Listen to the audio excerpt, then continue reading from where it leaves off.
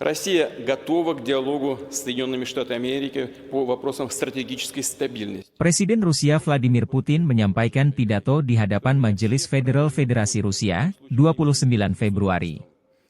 Pidato ini disampaikan 2 minggu menjelang pemilihan presiden di mana Putin diperkirakan akan memenangkan masa jabatan 6 tahun lagi dengan telak. Salah satu dibahas Putin adalah senjata nuklir yang siap tempur dan rudal jarak jauh yang siaga tinggi terhadap ancaman musuh. Kekuatan nuklir strategis berada dalam kondisi kesiapan penuh untuk penggunaan kapan saja jika mendesak, kata Putin. Rudal hipersonik berbasis laut Zircon juga telah digunakan dalam pertempuran. Unit hipersonik jangkauan antar benua Avangard sudah di posisi tempur. Kapal selam penghancur Poseidon dan rudal balistik berat Sarmat pertama yang diproduksi secara massal telah dikirim ke pasukan, tambah Putin.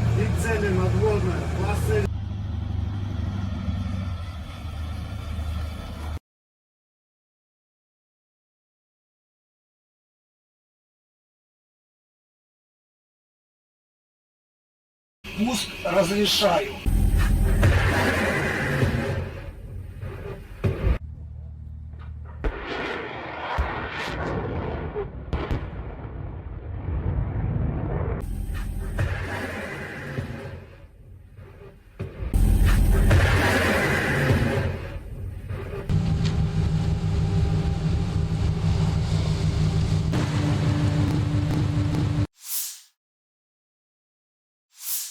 Бажаю здоров'я, шановні українці і українки. Перше. Кілька підсумків щодо візитів. Головне, є нові оборонні домовленості, нові пакети. Буде більше артилерії і більше нашого спільного виробництва з партнерами. Кожну зустріч і кожен день ми використовуємо для того, щоб можна було додати можливостей нашим воїнам. Я дякую усім партнерам, які допомагають так, як потрібно і вчасно, без затримок. Були хороші перемовини в Албанії, як завжди, принципова підтримка. І не лише у тому, що стосується наших двосторонніх відносин, але й у тому, як зробити більш змістовним діалог з тими державами, які поки стримані в підтримці. Пане прем'єр-міністре Рама, ще раз вдячний. Провели вже другий саміт у форматі Україна-Південно-Східна Європа. Були хороші зустрічі з представниками Хорватії, Чорногорії, Північної Македонії, Молдови, Боснії та Герцеговини, Сербії. Всі деталі зараз публічно озвучувати не варто, але я можу сказати, вдалося досягти саме того, на що ми розраховували. Плюс всі учасники саміту, усі країни Південно-Східної Європи візьмуть участь у глобальному саміті миру. Першому саміті щодо формули миру на рівні лідерів. Він запланований у Швейцарії і вже бачимо можливості для широкого представництва країн світу. Саме про справедливий мир, про перший саміт лідерів щодо формули миру, про наявні зараз можливості у світі зменшити хаос і деструктив говорили у Саудівській Аравії зі спадкоємним принцем. Дуже глибока, позитивна розмова. Я вдячний за увагу до України, за поради. Ми маємо забезпечити якнайширшу участь народів світу у вирішенні глобальних питань. Саме таким є питання відновлення повної сили міжнародного права і недопущення агресії. Говорили також і про спільні економічні та технологічні проекти із Саудівською Аравією. Цінуємо таку співпрацю і важливо, щоб наші команди достатньо оперативно реалізували домовленості щодо проєктів. Те, що нас посилить, обидві наші держави.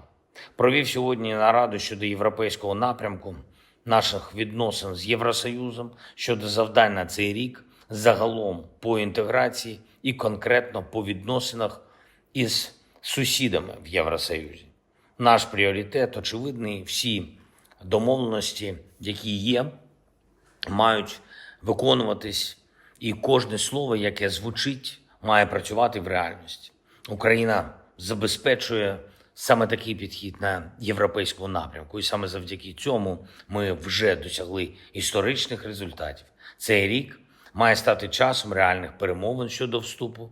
Ще навесні ми можемо розпочати, зробити перші переговорні кроки. І так само цей рік має стати часом максимального прагматизму у відносинах із сусідами. Кожен бачить, що Росія не збирається зупинятись. Вони там у Москві хочуть і гонку озброєнь, і нові хвилі дестабілізації. Ми всі у Європі маємо чітко це усвідомлювати. Якщо впаде свобода когось одного, не витримає свободи усіх інших. Така реальність. Ми маємо захищатись і можемо захиститись, мусимо досягти наших спільних цілей. Я дякую усім, хто допомагає, дякую усім, хто на бойових постах, в бойових завданнях, у бою зараз.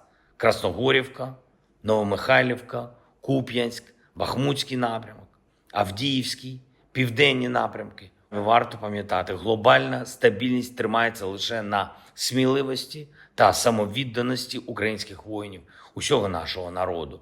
Українські назви звучать у фронтових зведеннях, але усі розуміють і бачать, що путінські наміри суттєво ширші. Світ, в якому терор виграє, не сподобається нікому. І саме тому Путін повинен програти. Наші люди в Україні здатні це забезпечити за достатньої підтримки.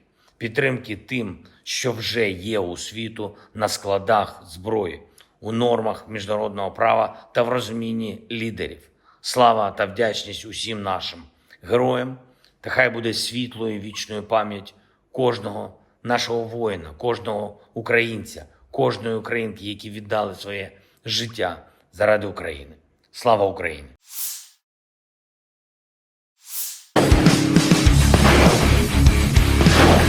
Militer Rusia kian agresif di garis depan. Selama 2024, 11 wilayah Ukraina direbut pasukan Putin. Terdiri dari 8 pemukiman, 2 kota kecil dan 1 kota besar. 8 pemukiman masing-masing Vesele, Krohmalne, Tabaivka, Pobeda, Sheverne, Stepove, Tonenke, dan Berdichi. 2 tahun masing-masing Lastoskino dan Orlivka. Sementara 1 kota adalah Avdiivka yang direbut 17 Februari lalu. Namun tak berarti militer Ukraina tak mengalami kemajuan di garis depan.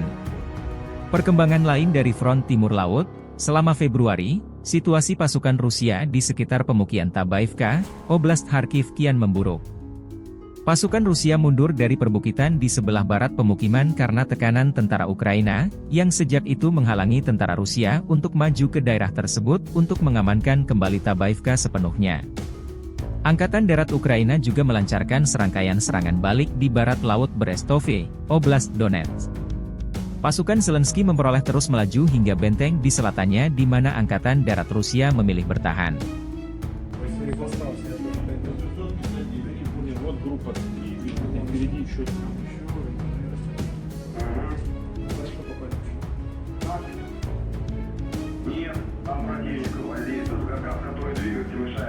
Обходной дороги, которые были, они с ними воевали, которые поверху пошли, и снизу, которые где-то не воздействуют. А сейчас интенсивно работают за минометами.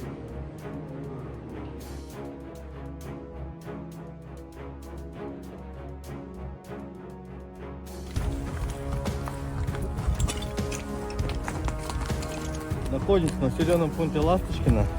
Также продолжаем освобождать территорию, новоиспеченной территории Российской Федерации от фашистского киевского режима. В данный момент направляемся в здание администрации населенного пункта Ласточкино. Передвигаемся по мелкими группами, 2-3 человека, потому что активно часто применяют CPV-дроны. В ночное время бомбелёги с тепловизором летят. Поэтому, когда более 5 человек, они засекают наше местоположение и сразу начинают по нам работать артиллерия противника, танки, ну и ракет-систему залпового огня. В последнее время очень часто применяют грады.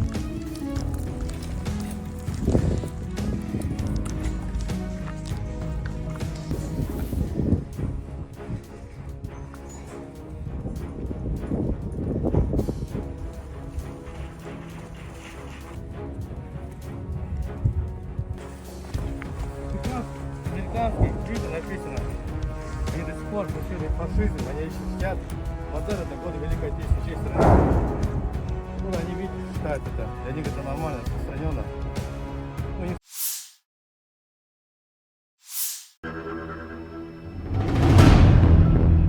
Pasukan Rusia dengan tanda sandi Nord-V menghancurkan kolom peralatan musuh di Chasov Yar, Oblast Donetsk. Anggota Brigade Sever-V melacak pergerakan dua kolom perlengkapan musuh. Koordinat musuh dikirim ke tim artileri. Dari arah utara target, pasukan artileri melancarkan serangan bertubi-tubi. Iring-iringan kendaraan tempur Ukraina tak bisa menghindar. Video dirilis 1 Maret 2024. Chasov Yar sebuah kota di Bakhmut Rayon, Oblast Donetsk, Ukraina. Pada Januari 2022, jumlah penduduknya mencapai 12.250 jiwa. Terletak 10 km sebelah barat Bakhmut. Ini adalah pusat Romada perkotaan Chasiv Yar dan salah satu target penting Rusia untuk direbut tahun ini.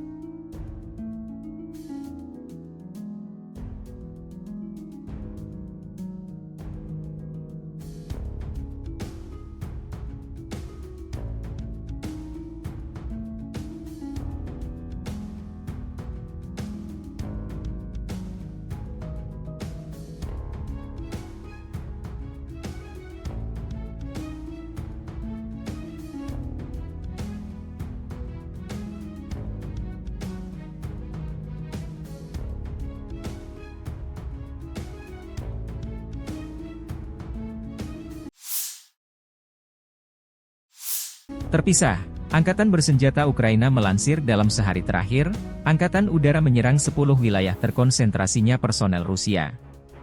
Juga, unit Angkatan Udara Angkatan Bersenjata Ukraina klaim menghancurkan 3 pesawat pembom tempur Su-34. Satuan pasukan misil Ukraina juga menggempur 3 area konsentrasi personel, persenjataan dan perlengkapan militer Rusia, 3 sistem roket Salvo BM-21, Grad, 2 sarana artileri, 2 titik kendali, 1 gudang amunisi, 1 sarana peperangan radio elektronik musuh. Secara total militer Rusia kehilangan 414.680 tentara di Ukraina sejak awal invasi besar-besaran 24 Februari 2022, demikian dilansir Staf Umum Angkatan Bersenjata Ukraina 1 Maret. Jumlah ini termasuk 920 korban yang diderita pasukan Rusia dalam sehari terakhir. Menurut laporan tersebut, Rusia juga kehilangan 6.610 tank, 12.582 kendaraan tempur lapis baja, 13.206 kendaraan dan tangki bahan bakar, 10.106 sistem artileri, 1.000 sistem peluncuran roket ganda, 691 sistem pertahanan udara, 345 pesawat terbang, 325 helikopter, 7.794 drone, 25 kapal dan perahu, dan 1 kapal selam. Perang Rusia-Ukraina telah berlangsung selama 737 hari, belum ada tanda-tanda perdamaian dua kubu.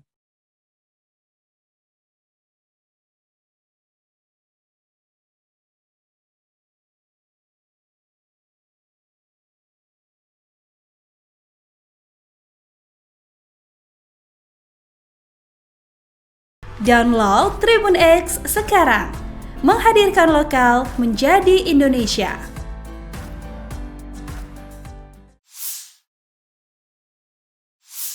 Россия готова к диалогу с Соединенными Штатами Америки по вопросам стратегической стабильности. Presiden Vladimir Putin menyampaikan pidato kenegaraan tahunan pada Kamis 29 Februari di hadapan para elit Rusia, menyampaikan informasi terkini kepada mereka mengenai perang di Ukraina, kemampuan nuklir Moskow, perekonomian Rusia dan hubungan dengan Barat.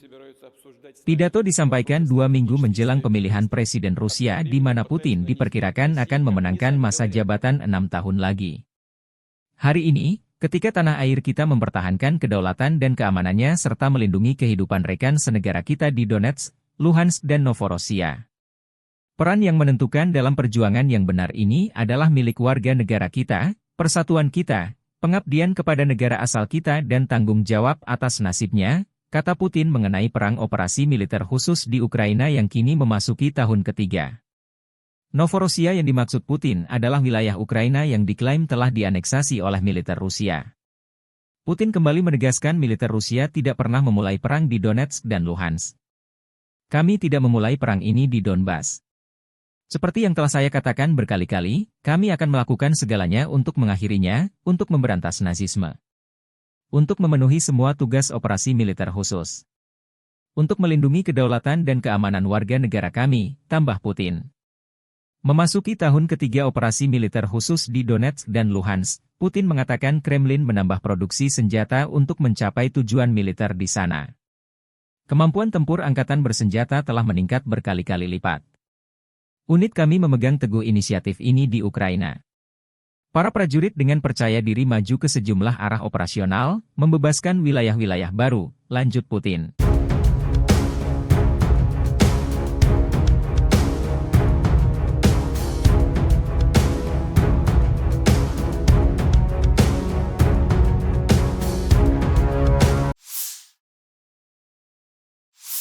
Россия готова к диалогу с Соединенными Штатами Америки по вопросам стратегической стабильности. Presiden Vladimir Putin menyampaikan pidato kenegaraan tahunan pada Kamis 29 Februari di hadapan para elit Rusia, menyampaikan informasi terkini kepada mereka mengenai perang di Ukraina, kemampuan nuklir Moskow, perekonomian Rusia dan hubungan dengan Barat.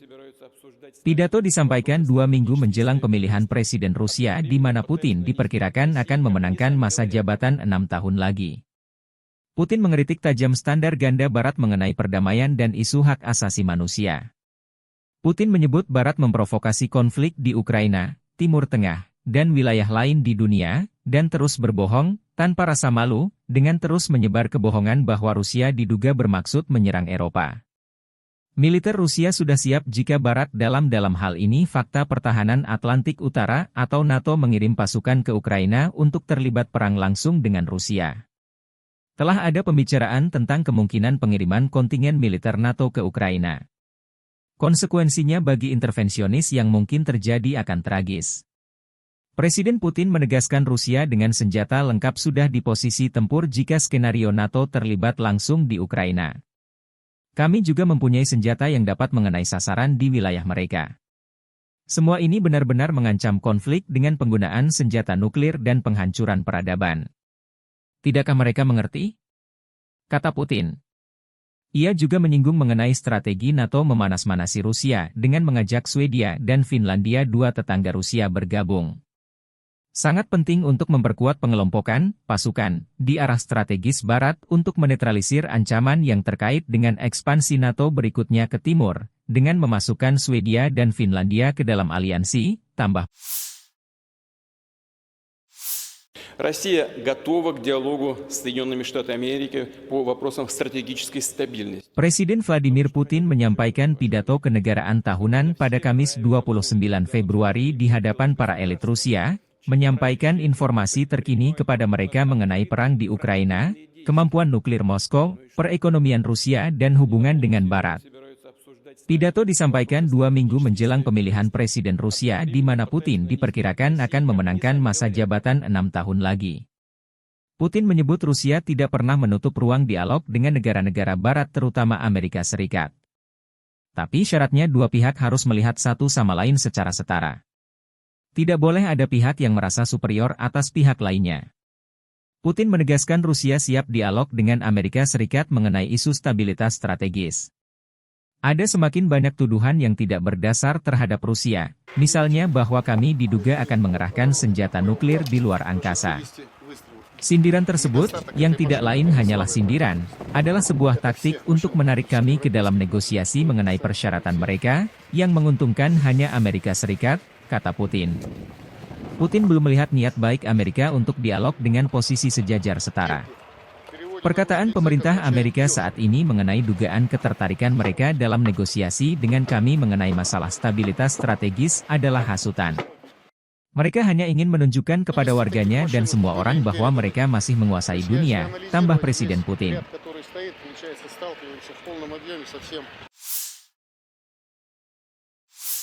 Бажаю здоров'я, шановні українці і українки.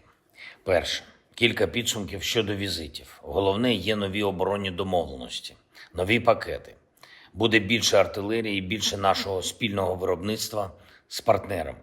Кожну зустріч і кожен день ми використовуємо для того, щоб можна було додати можливостей нашим воїнам. Я дякую всім партнерам, які допомагають так, як потрібно і вчасно, без затримок. Були хороші перемовини в Албанії, як завжди, принципова підтримка. І не лише у тому, що стосується наших двосторонніх відносин, але й у тому, як зробити більш змістовним діалог з тими державами, які поки стримані в підтримці. Пане прем'єр-міністре, Рама ще раз вдячний. Провели вже другий саміт у форматі Україна-Південно-Східна Європа. Були хороші зустрічі з представниками Хорватії, Чорногорії, Північної Македонії, Молдови, Боснії та Герцеговини, Сербії. Всі деталі зараз публічно озвучувати не варто, але я можу сказати, вдалося досягти саме того, на що ми розраховували. Плюс Download Tribun X sekarang, menghadirkan lokal menjadi Indonesia.